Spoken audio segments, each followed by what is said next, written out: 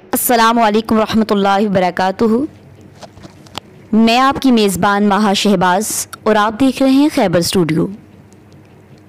नाज़रीन, आज से हम अल्हम्दुलिल्लाह अपने प्रोग्राम का बाकायदा आगाज़ कर चुके हैं। हमारे प्रोग्राम का नाम है बिखरी सोचें। मेरे हाथ में कलम है, मेरे जहन में उजाला।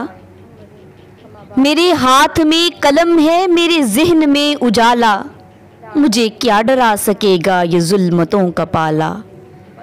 मुझे फिक्रे अमने आलम, तुझे अपने आप का गम।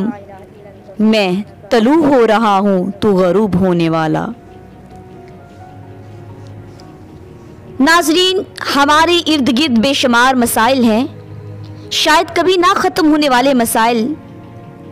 वो मसाइल कि जिनकी इब्तदा इंसानियत के बाप ने ममनू फल का एक दाना खाकर की और इंतहा क़यामत की मुकर्रर तारीख ही ठहरेगी। हमारे गिर्द कई एक मसाइल हैं जो हमारी तवज्जो के मुस्तहिक और हल तलब हैं, लेकिन बाज़ ने उन्हें कभी महसूस ही नहीं किया। यानी बेहिसी की इंतहा है।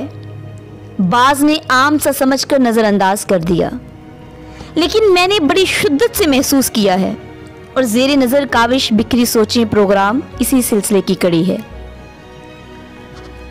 नाज़रीन, ये मेरी पहली कोशिश है। ना तजर्बाकारी और कम इल्मी ने कदम कदम पर कम मायगी का एहसास दिलाया, लेकिन जज्बों की सदाकत ने हौसले को जिला, सोच को वुसअत और हिम्मत बख्शी। कुछ लोग मुझे महदूद सोच का मालिक, बीमार जहनीत या मायूस कुन और बास शिद्दत पसंद भी कहेंगे। ये उनकी सोच है और मैं सरेदस्त उनकी इस सोच से इख्तलाफ नहीं करती, लेकिन दावते फ़िक्र देना फ़र्ज समझती हूँ कि अगर हक़ाइक़ का सामना करने और इन्हें तस्लीम करने का हौसला मौजूद है तो एक दफ़ा आलमी तन्हाई में आज के माशरे पर ज़रूर नज़र डालिएगा, क्योंकि जो आज वक़्त उम्मत मुस्लिमा पे गुजर रहा है, मज़लूम उम्मत पे, अगर हम खामोश ढीठ बने रहे तो वो वक़्त हम पे भी आ सकता है, क्योंकि मुकाफ़ाती अमल है। और इसके अलावा माशरे में होने वाले तकलीफ़ दे मनाज़र, कहानियाँ आपके सामने पेश की जाएंगी। तो और अपने पैगाम को, कोशिश ये होगी कि अपने पैगाम को और इन लोगों के दुख को हुकूमत लेवल तक पहुंचाया जाए।